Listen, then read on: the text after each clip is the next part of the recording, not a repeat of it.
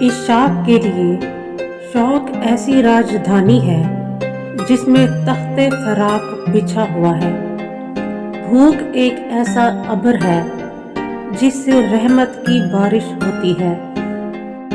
جو از روئے تکبر اشاروں کنایوں میں گفتگو کرتا ہے وہ خدا سے دور ہے، اور جو مخلوق کی اذیت رسانی کو برداشت کرتا ہے اور مخلوق سے خندہ پیشانی سے پیش آتا ہے وہ خدا سے بہت نزدیک ہے۔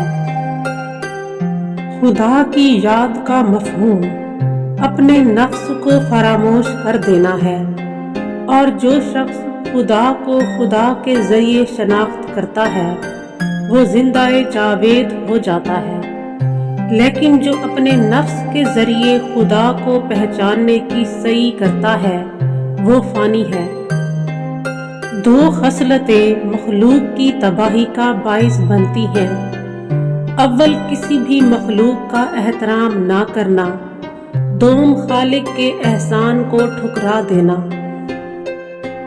اگر تمہیں کسی بری عادت سے واسطہ پڑ جائے تو اس کو اچھی عادت سے تبدیل کرنے کی سعی کرنا، اور جب تمہیں کوئی کچھ دے تو پہلے اللہ کا شکر ادا کرنا، بعد میں دینے والے کا، کیونکہ اللہ ہی نے اس کو تم پر مہربان کیا۔ اور جب ابتلا میں پھنس جاؤ تو عجز سے کام لینا، کیونکہ صبر کی تمہیں طاقت نہیں۔ جب مخلوق سے کنارہ کش ہو کر اپنے عیوب پر نظر پڑنے لگے تو اس وقت قرب الہی حاصل ہوتا ہے۔ اللہ سے ڈرتے رہو کیونکہ وہ تمہارے ہر حال سے باخبر ہے۔